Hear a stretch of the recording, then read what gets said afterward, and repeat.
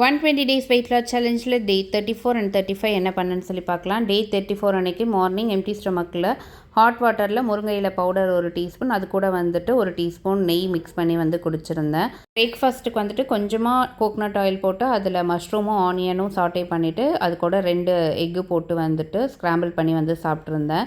AC வந்து fix பண்ண வந்திருந்தாங்க, ஸோ வேறு எதுவும் குக் பண்ண முடியல. ஸோ ஒரு 5 மினிட்ஸில் இதை குக் பண்ணி வந்து சாப்பிட்டுட்டேன். லன்ச்சுக்கு வந்துட்டு 3 ஓ கிளாக்குக்கு வந்துட்டு கருப்பு கவனி அரிசி கஞ்சி, அது கூட வந்துட்டு கேரட் பீன்ஸ் வந்து ஸ்டீம் பண்ணி லைட்டாக பெப்பர் அண்ட் சால்ட் வந்து ஆட் பண்ணியிருக்கேன். அது கூட வந்துட்டு ஃபிஷ் ஃப்ரை வச்சு லஞ்சு சூப்பராக ஃபினிஷ் பண்ணிட்டேன். ஒரு 2 நாளாகவே வந்துட்டு இன்ஸ்டாகிராமில் வீடியோ வந்து அப்லோட் பண்ண முடியல. அப்லோட் பண்ணால் லோடிங்னே காமிக்கிறதே தவிர்த்து அது வந்து அப்லோட் ஆக மாட்டேங்குது. என்ன ரீசன்னே தெரியல. ஸோ அதனால தான் இன்றைக்கி வந்து அப்லோட் பண்ணுறேன். ஈவினிங் 7 ஓ கிளாக்குக்கு வந்து டின்னருக்கு வந்துட்டு பன்னீர் ரோல் வந்து ஒன்று சாப்பிட்ருந்தேன். கொஞ்சமாக கோகனட் ஆயில் விட்டு 50 கிராம்ஸ் பன்னீர், கேரட், கேப்சிகம், ஆனியன் இதெல்லாம் அதோட ஷாலோ ஃப்ரை பண்ணிவிட்டு சப்பாத்திக்குள்ளே அதை ஸ்டிஃப் பண்ணி வச்சு சாப்பிட்டுட்டேன்.